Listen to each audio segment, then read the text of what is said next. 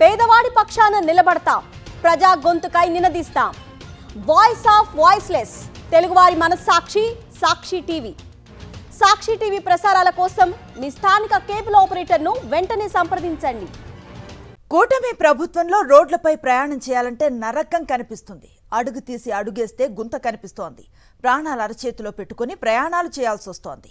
జిల్లా కేంద్రానికి అనుసంధానమయ్యే రోడ్ల పరిస్థితే ఇలా ఉంటే ఇక మండల గ్రామ స్థాయిలో రోడ్ల రూపురేఖల గురించి ఎంత తక్కువ మాట్లాడుకుంటే అంత మంచిది.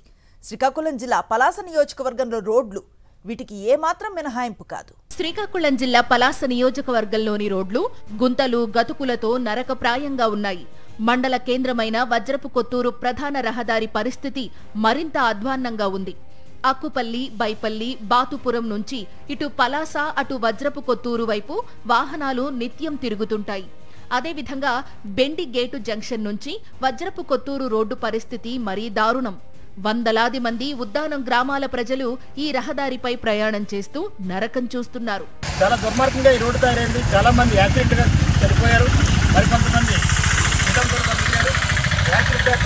చాలా మంది ఇబ్బందులు పడుతూ ఉన్నారు.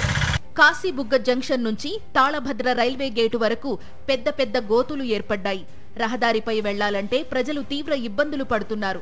అదేవిధంగా ధర్మపురం కాలనీ నుంచి గరుడభద్ర గ్రామం రోడ్డు పరిస్థితి మరింత దారుణంగా మారింది.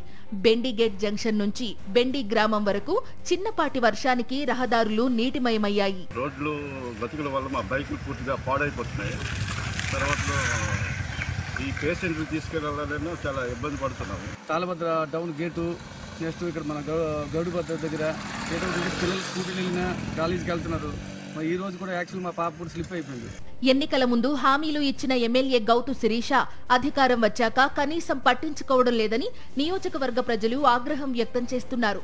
కూటమి ప్రభుత్వం అధికారంలోకి వస్తే పలాసలోని రోడ్లను అద్దాల్లా మెరిపిస్తామని చెప్పినప్పటికీ ఆచరణలో మాత్రం అమలు కావడం లేదంటున్నారు. దీనిపై ఇప్పటికైనా అధికారులు స్పందించి తమ ప్రాంతంలో రహదారి మరమ్మతులు చేపట్టాలని కోరుతున్నారు. ఉద్దానంలో రోడ్లు అధ్వానంగా ఉన్నాయి. అధికారంలోకి వస్తే రోడ్లు బాగు చేస్తామని చెప్పిన కూటమి నేతలు ఆ ఊసే ఎత్తడం లేదని వాహనదారులు ఆవేదన వ్యక్తం చేస్తున్నారు. ఇప్పటికైనా చెప్పిన మాట ప్రకారం రోడ్లు వేసి తమ యొక్క కష్టాలను తీర్చాలని వాహనదారులతో పాటు ప్రయాణికులు కోరుతున్నారు. కెమెరామెన్ రాజుతో సునీల్, సాక్షి టీవీ, శ్రీకాకుళం.